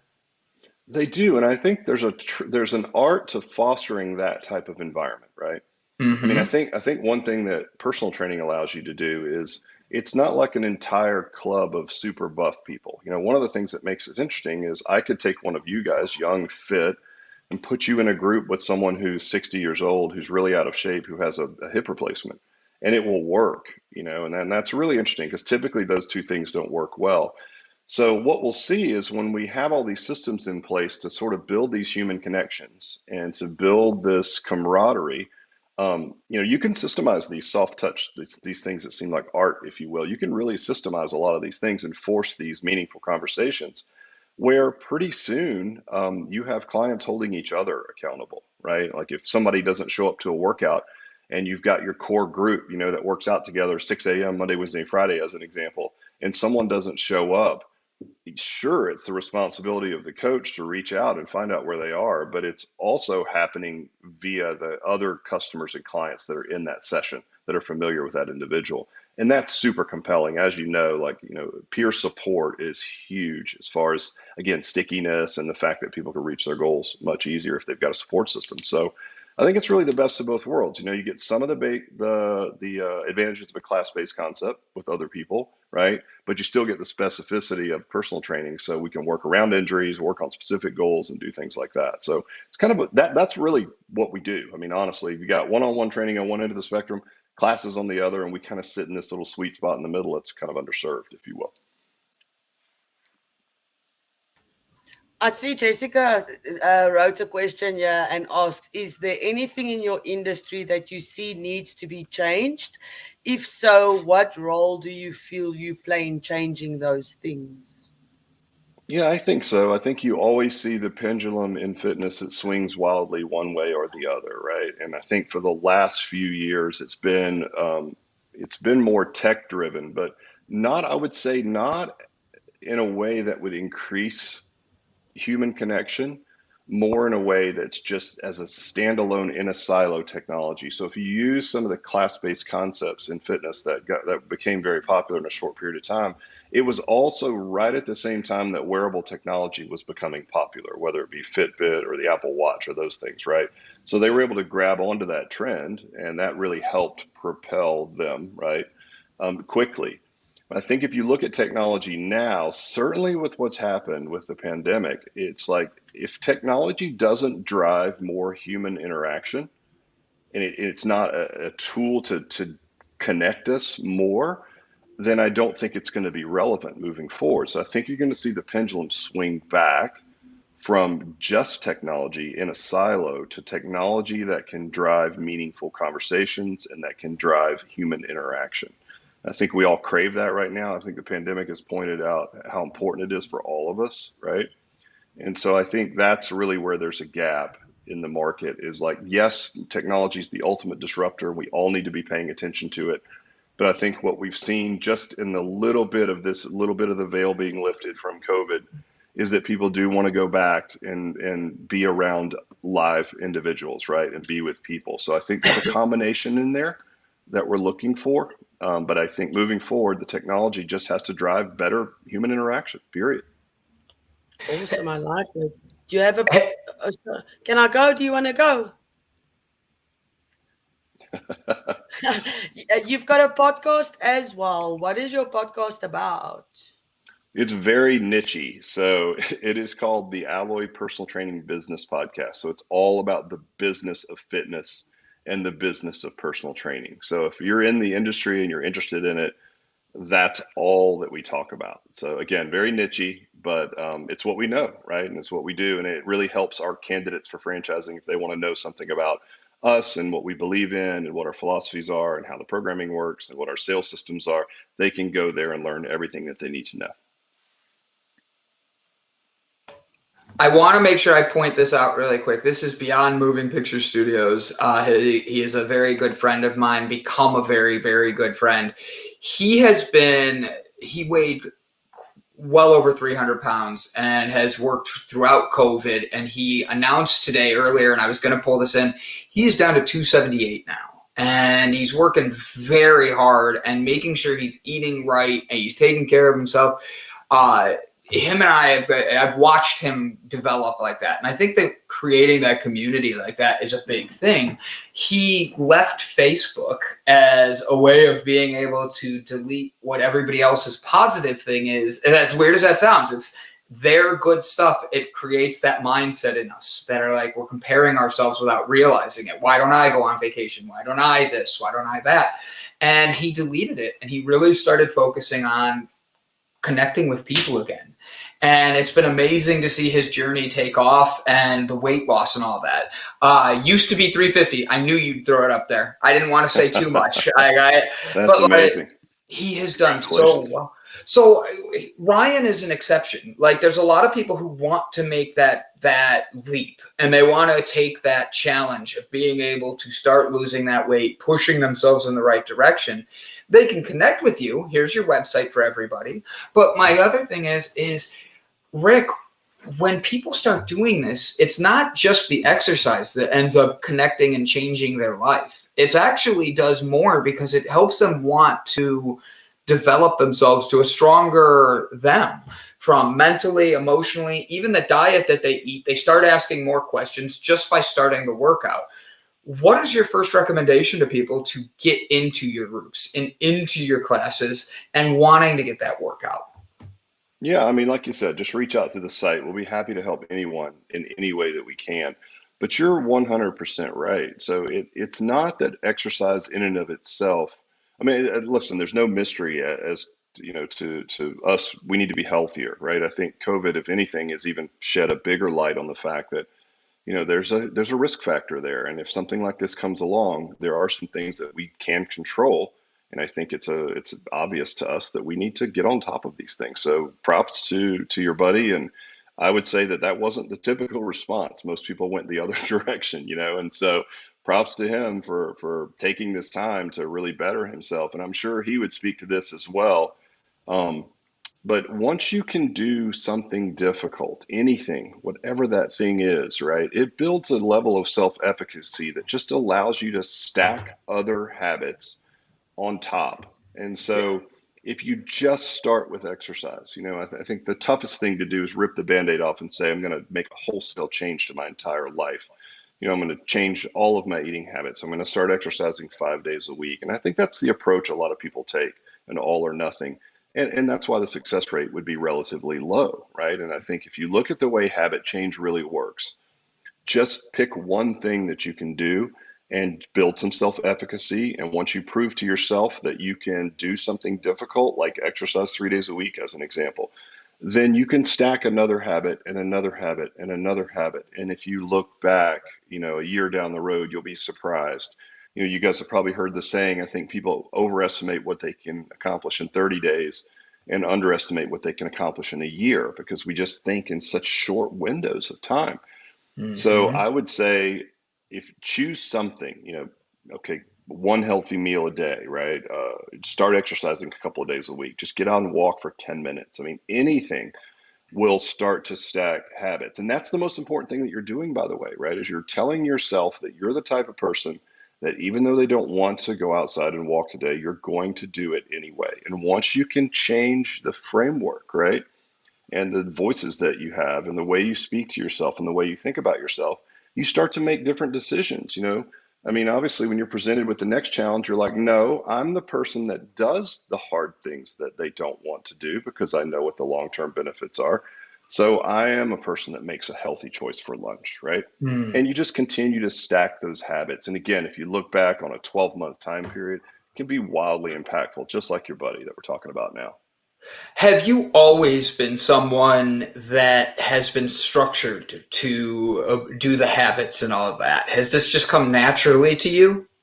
I think so. I mean, it's something that, if you just look at exercise, I think a lot of it comes from our, I was fortunate enough to have an entrepreneur as a father who, exercised in the garage. And so that's what I saw. And we grew up lifting these cement weights in the garage from the time I was a little kid. And I also saw that there was real joy. As much as there was hard work, there was joy in being self-employed, right? And being the sort of in charge of your own future. And it just gave me I didn't realize it at the time, but it was a very advantageous lens to have on life. And, it was like he had a pretty rough life and a pretty tough physical handicap, and he overcame that and went on to do amazing things. Never an excuse, never heard him complain or that type of person. And so I think for me, that was just the way you did it. So I'm not going to discount the fact that I had this massive advantage, right, from being around that type of influence.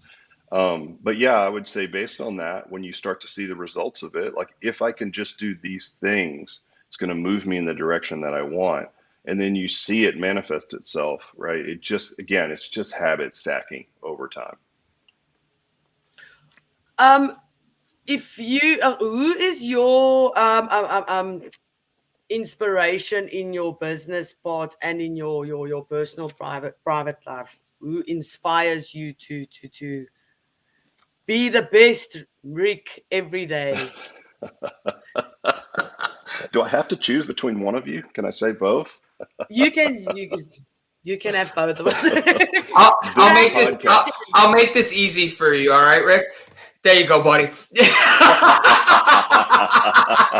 Thank you. That's right. Oh, that's fantastic. I love it. Who do you look up to, though, especially because not every day is going to be a good day. Not every day is going to have joy. So that's a great question, Elsa. Who are your motivations? Who do you look to?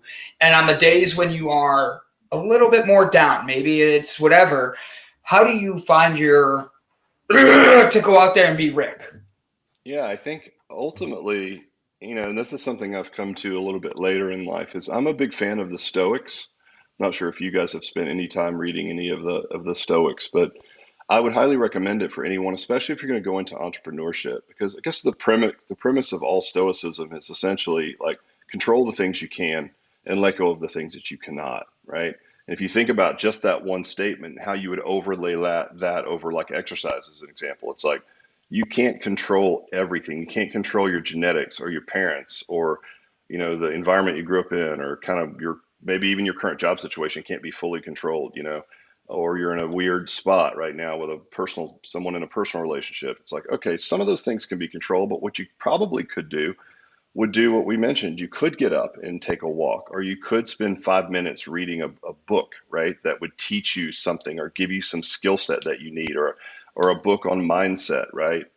So I think for me, certainly entrepreneurship is basically like self growth. This is the way I've heard it described. This is my favorite, and you guys will understand this, of course. It's like self growth disguised as business, right? Because like if you guys want this podcast to have 50,000 listeners every week, you're going to have to be different podcast hosts at some point. Like things just change, right? And so and that means personal growth. It means breaking belief systems. It means stacking habits. It means building self-efficacy, right? But I think at the end of the day, all that starts with control what you can and let go of what you can't, right? And that goes for attention. You guys, as you grow, you're going to see this as well. You're going to get 1,000,001 opportunities, and you're going to have to say no to a lot of things, to a lot of good ideas, sometimes great ideas, to make this thing, right? To make this thing absolutely amazing. And that is not easy to do. Most entrepreneurs that struggle, they have sort of this squirrel brain, and that squirrel brain ends up manifesting itself through their business, which is a big mistake, right? You really have to be disciplined to say, okay, I've built this machine. Let's let this machine run. We're going to improve, like we're going to work instead of outside the box, all this kind of thinking. Let's work inside the box, right? And continue to make this thing better over time. But I think for me, it all boils down to a little bit of stoicism, which is like your feelings are fleeting, right? You're going to have days when you feel like the biggest loser ever, right? Like one minute your business is killing it, the next minute you're a complete idiot and you're going to be out of business by noon. And that can happen sometimes 3 or 4 times throughout the day. But if you can understand that like your feelings are they're not real, they're just temporary, they're not always the reality, right? Keep them at arm's bay, control what you can. I think it's a really valuable skill set. And I would say for me, it's hard to look up to any particular individuals because everyone's so different and their path is so different with how they've gone about it. But I think there's some commonalities. And for me right now, I think the Stoics are someone I really look up to. Rick, you are in Georgia, but you have these franchises all over. If you could pick anywhere in the world to go and make sure that it's where you feel you're the most centered and all that, is that being an alien in Georgia, or is that being able to go? Do you have a location you love to it's your dream location? And then last part of that question, what are you doing to get to there? Yeah, I'm a mountains guy. So it's like there's always mountains or beach. And I'll take both, don't get me wrong, right? So I will tell you that I love to travel. I've traveled all over the world. Fitness has given me these amazing opportunities to travel everywhere. And when I go somewhere interesting, I will go for a long time. So here's an example. Like one of my bucket list trips was the South Island of New Zealand because you've seen the just dramatic scenery is gorgeous. It's such an amazing place. So I had a speaking gig there in Christchurch in 2019, and I got there a month early and rented a motorcycle and rode all over the South Island for a month, just going everywhere that I could go and seeing everything that I could see. and doing everything from, I mean, think about it, like the New Zealand is the birthplace of bungee jumping, right? So I did like a bungee jump from the original first commercial ever bungee jump bridge. So things like that, or jet boating down whitewater rivers. I mean, it's the craziest place, right? It's absolutely gorgeous, beautiful, tons of wild adventures to do. So it was one of my favorite places ever, and it was one of the few places where your expectations are so high that it actually met and exceeded those expectations. Now, would I want to live there long term? I'm not sure. I think the more I travel, the more I appreciate home, right? I really do. I've got great friends and family here. Atlanta's not a bad city. I live north of the city, so I'm 30 minutes from some really beautiful mountain areas. Again, my hobbies are motorcycling, so it's a beautiful area for that. And I think I would stay right where I am. I mean, this is where my friends and family are, and I would love to travel more and more, but I think I'm right where I want to be. I really do, which is a great feeling. Have you ever been in South Africa? No, I took a course one time, a Harvard course, because I don't know if you guys knew, but like Harvard has this amazing curriculum where you can take online courses, from Harvard. So I was taking Okay. this course on innovative disruption, a great 6-week course. And boy, they do a great job. They put you into breakout groups as if you were working in a classroom setting.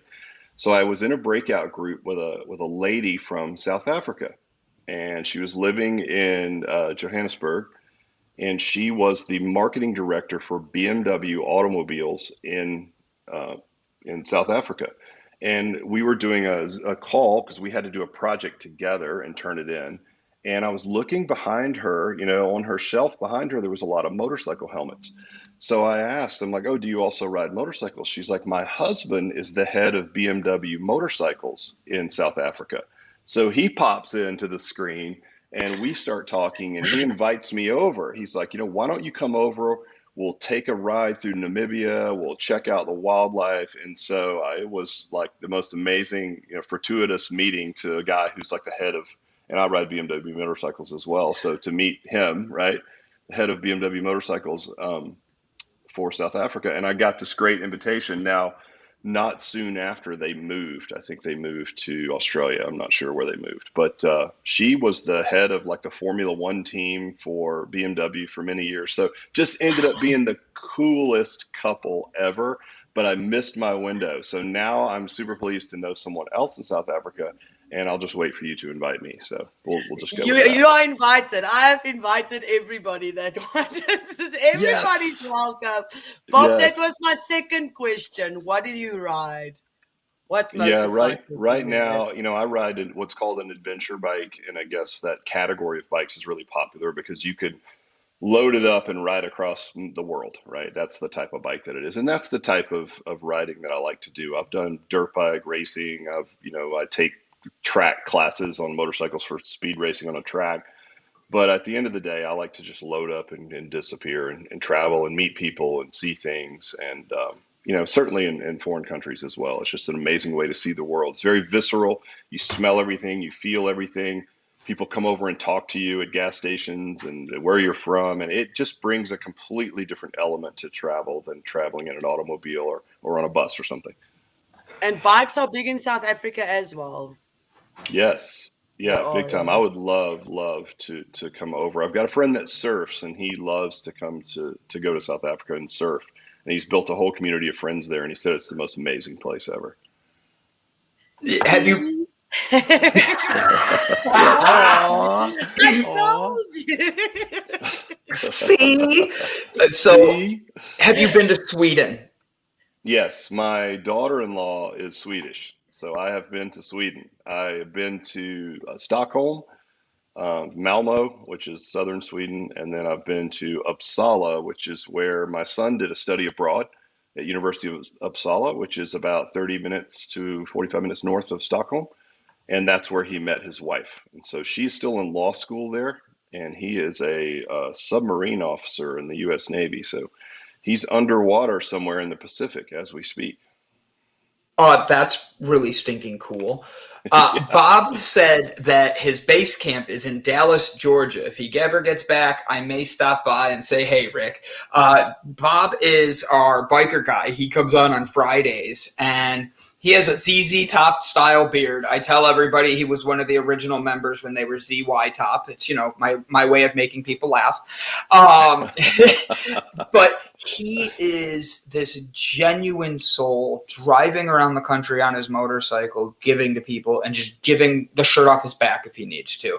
So if Bob ends up being around your area, trust me, get a drink with him. You'll literally want him to spend the night and just keep telling stories. I say that as someone who just had that happen 2 weeks ago when he was like, "Hey, I'm coming through." I'm like, "Stop by."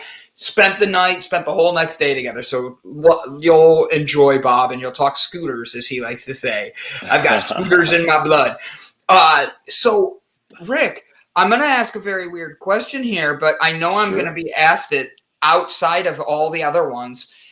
Are you married? Because I'm going to have a lot of women. I have to be honest. I open up your website page right here, and first thing I said to Ilse is, "Oh God, he's really handsome. We're going to have a higher viewing audience today." Oh, and she's like, "Look at him." And then Jessica jumps on and same thing. She's like, "Look at that. Look at that jawline, handsome son of a bee." I really hope that no one I know is listening yet. I'm sure that they will, but I will catch so much crap from that. But I appreciate it. Knowing my friends. Good. Guys, let me bring the website back on so you guys can do it again. No, do not do it. Yes, I've been married forever, like a million years. So yes, so sorry to any of the young gentlemen out there. Yeah. Or ladies, or whatever. ladies. Or whatever. It doesn't matter, right? I'll take any and all comers as far as compliments, but yeah, believe me when I tell you, I'm much better off, without that even being an option in my life. Talking about distracting, right? Right? So I laugh because Brett Gordon is right here, and he says, "My cousin lives in Stockholm," and then his cousin is right here telling you where to go visit in Stockholm. That just happened to work out perfectly. This is a family affair. You have gotten everybody's family. Jessica Dugas has 17,000 kids. Don't worry, she popped 3 out during her interview. She's done it she just breathes through it now. But Rick, you have this genuineness about you. What is the end goal of where you can look yourself in the eyes and say, "I made it. I'm a success. I'm proud of myself." Have you done that? And what does it look like? No, absolutely not. And I don't think you ever really want to get there, right? There's always something more to push for. I mean, fitness industry has been fantastic to me. I mean, I could not ask for more. Honestly, and it's not always been easy, but I've always loved it. And I think I'm so fortunate to be able to do what I love every day and to know that the fruits of our labor, right, through alloy, we talked about people getting tattoos, things like that. But imagine, you put your head on the pillow at night and you literally know that you're making a tangible difference in people's lives. And so for me, you hate to say oh, I've made all the money I ever want to make, but I think, I live pretty frugally either way around. So I think in a lot of ways I have made all the money I want to make, right? It's been a great run. But what wakes me up and what keeps me going these days is knowing that, we've created this vehicle, and this vehicle can help, someone change their life if they invest, right? If it's a business investment. And then think about all the end users. I mean, you think about 2,000 gyms worldwide. If each gym only had 100 people participating in something that was driven by alloy, I mean, how many people are we really touching on a daily basis, right? So I'm so humbled by that more than anything. I think never do I feel like I've arrived. I'm never patting myself on the back. We are absolutely horrible at celebrating wins in our business. We really are, because it's not about that. It's never about milestones. If you guys became the #1 podcast in the world, you might look at each other and you might say what Elon Musk said when he found out he was the wealthiest man in the world. I don't know if you guys remember that tweet, but he's like, that's interesting. ... Now back to work. Because what does it matter? It doesn't matter, right? If you're driven by a purpose, who cares? Who's keeping score? It goes back to Simon Sinek's infinite games. The goal is just to stay in the game and to do good work and to do right by people And I'm fortunate enough to have a vehicle that I can tangibly understand how we're helping people. So I just hope to continue to do it in any capacity. There's no arriving, there's no retiring or quitting or what have you. Now, we have goals. We do want to get to 500 franchises in the US. I think we can do it. I think within that infinite game of keeping going, there are some finite scores that you want to keep, right? To kind of keep yourself rolling. But outside of that, I just really hope to continue to do what I do. I really do love it. I'm humbled by it, and it challenges me on a daily basis. And I'm not sure you can ask for anything more than that, honestly. Is there certain criteria that gyms must have to be part of the Alloy group, or is anybody welcome, or how does it work? When we were licensing, no. So you could just be any gym that needed help. But now that we're full on franchising, there are financial requirements. And we do that to protect the investors, right? So you get a lot of practitioners in fitness. So like maybe I'm a trainer and I want to start my own business, but I don't have a lot of money. Well, your chances of success if you're underfunded are very low. And so we have financial thresholds that we set for net worth and liquid, capital, so that people will have enough staying power to survive. And when all franchises do this, by the way, whether you're food or healthcare or whatever that is, and if you look at the success rate of people in franchise structures, probably because of this one thing, it's infinitely higher than independent operators, because you'll hear somebody like scrap together a bunch of money. It's a little bit, as you guys know, it's certainly like entrepreneurship is somewhat glorified these days with Instagram and what they talk about, right? It's like so cool, like burn the ships, right? Like I'm going all in, I'm going to dump my life savings, I'm going to roll all these quarters in my bedroom, and I'm going to go all in. I'm like, I'm not sure that's the best strategy to go about opening a business. So I would say the most important thing is, yes, there are some barriers, and most of those are going to be financial, and you're going to have a certain threshold to qualify. But that's to protect you, believe me. Do you have any in Alabama? Not yet, but we are very close to Alabama. So we've got some people sniffing around that are in the Birmingham area, which would be a great market for us. Perfect. And then have you been to England yet? I have. Yes. Ooh. Now, I haven't spent a lot of time there, but I have passed through there a couple of times. I just saw the question. I want to make sure I ask it for the audience. So, Rick, with all this going on and you being who you are, what do you do? And this is my final question before we go into the last part of the show.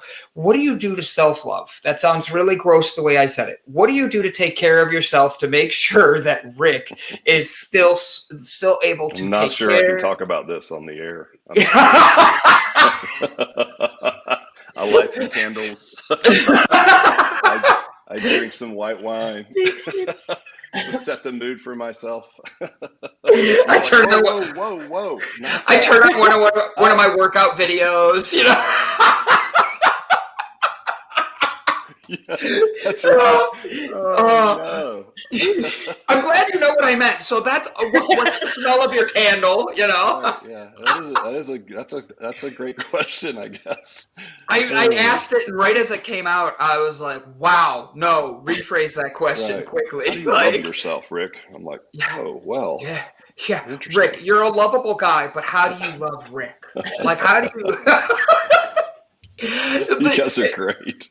So, Rick, in all honesty, though, what does self-love look like to you, other than the candles and the bathwater and Elton John playing in the background? Yeah. Well, other than that, because that's where it starts, obviously, for everyone, right? Correct. I try to take care of myself. So, again, if it kind of goes back to what's a day in the life of, and if you feel like you're doing important work, you owe it to the people that you're serving, whether it's your team or your customers or their customers, right? To show up as your best self. And that's the way I look at it. It's more of an obligation. So like self-love for me would be exercising, right? And eating right. Taking vitamins, just doing the things that you need to do to show up to be your best self to your family, to your business, to your partners, to your, all the way through to their members. I think it's good to have an obligation like that. And I think some self-love is important, but I look at it more as doing work on yourself right? Being willing to do that work, that to me is a better manifestation of self-love than, regardless, always telling yourself you're doing a great job, because like some days you're just not, and that's a harsh reality. But I tend to be a little bit harder maybe on myself than what would be in vogue these days. Maybe just because I'm older, or we're old school. But I think that's how I would do it. I'd say to show up as your best self, and doing the work to be that best self is self-love. That's the way it should be manifested, and that's how I like to do it. My turn. Oh, We gosh. how we usually sign off or finish the show is everybody gets a chance to say a quote or give the people inspiration or anything of your heart's desire, and then Brandon will go first today. And then you can decide who goes next and next and next. And then, Rick, you will take us out. You will be last to give your nugget of information and knowledge to our listeners. I'll show you how it's done, Rick. You ready? And then don't worry. So ready. Ilse's going to go after me, and then Jessica, then you, Rick. All right? You're closing the show out today, so you better be able to bring it. Are you ready? So ready. So ready. A lot of pressure.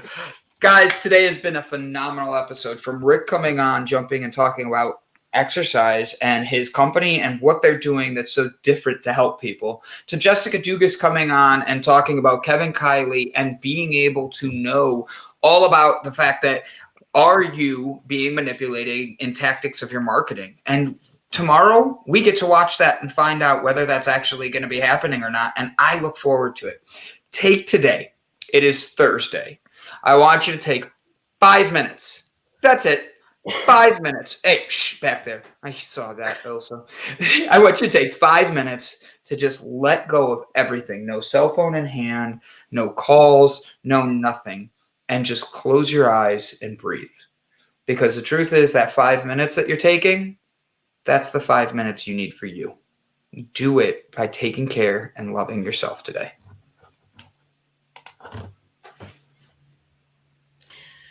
I want to just carry on where Brandon started now. This morning I woke up and I had no inspiration for the day. I felt like, can it not be time to go to bed? Because I'm not feeling today. I do not feel inspired.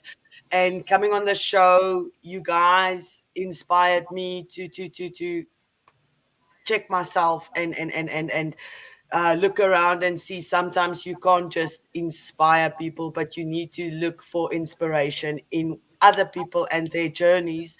So always tell your story and be kind to everybody. You don't know if you are the only person that's kind to that person that you're talking to. So always try and be better. And then I just want to say thank you for having me here every week and every day, and giving me a platform just to talk to you guys. I say it a lot, but I just want to say it again today. I'm grateful for you guys, and I hope you have a wonderful Thursday. Liar. Happy Thursday, you guys. Thank you, as always, for having me on Thursdays. It brings me so much joy to be here with you guys. We talked a little bit about, manipulation and marketing, and it all comes down to integrity, and that integrity starts with ourselves. I have 2 quotes from Zig Ziglar today that talk about integrity. Integrity gives you real freedom because you have nothing to fear since you have nothing to hide. I love that one, as we're talking about that on a very personal note. And then going into the entrepreneur space, honesty and integrity are by far the most important assets of an entrepreneur. So as you're taking that time that Brandon suggested for yourself today, make sure that you are using a little bit of exploratory time to learn more about yourself and ask yourself those questions. Am I full of integrity? Am I someone who is showing the person that I really am inside? And that's how we're going to, attract more people into our lives that are doing amazing things by being who we are and surrounding ourselves with those people. I hope you guys have an amazing rest of your week. Very well said, Jessica, and you're not a liar. Hey guys, listen, I've really enjoyed you guys. I mean, it's you're doing an amazing thing here. So I would say thanks a million for having me on. I'm humbled, and I really appreciate it, and I appreciate the content that you guys are putting out. And I would say for me, just do some hard things, right? Prove to yourself that you can do something difficult. I think you owe it to yourself. You're worth it, right? Do something hard, build some efficacy, stack some habits, and just keep going. I mean, that's it, right? Just show up every day as your best self. And if you do that, there's not a whole lot that can go wrong. Rick, please stick around behind the scenes. We're going to talk to you for a few minutes after the show. Guys, make sure to go follow Rick. Make sure to give him some love. Put some mayo on it and know that you're going to be going the right direction. I had to get one corny joke like that in there. Jessica hides her face. Ilse's like, turn my screen up again. The first thing I said is, I don't like mayo. That's the first thing she really did say. I don't either. It's disgusting. It's so bad. Like, so wait, are you a Miracle Whip guy or just no mayo whatsoever? No, nothing. Oh, it's gross. Nothing. I love when people tell me they're like, I thought I was the only person that don't like mayo. I hate it when I cook somebody something and they chuck mayo on there. I mean, just take the jar and take a bite out of the mayo. That's like potato salad and tuna salad. And every salad that has mayonnaise in it is disgusting. It should never be made again. That's it. Yeah, no, say no to mayo, right? Except Rick Mayo. Don't say no to Rick Mayo. Say yes to Rick Mayo. He's in a tub of rose petals, listening to Elton John, drinking a glass of white wine, loving himself like never before. Say yes to that, people. And ladies and gentlemen, that is our Thursday show. Have a good one. Love yourself like Rick. I forgot to say. Go on.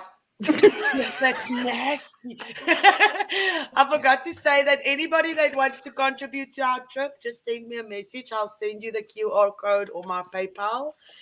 And then all contributions we are very, very grateful for. And then you can now take us out. I want to make sure is that I gave Rick the best out I've ever had. And guys, thank you for tuning in.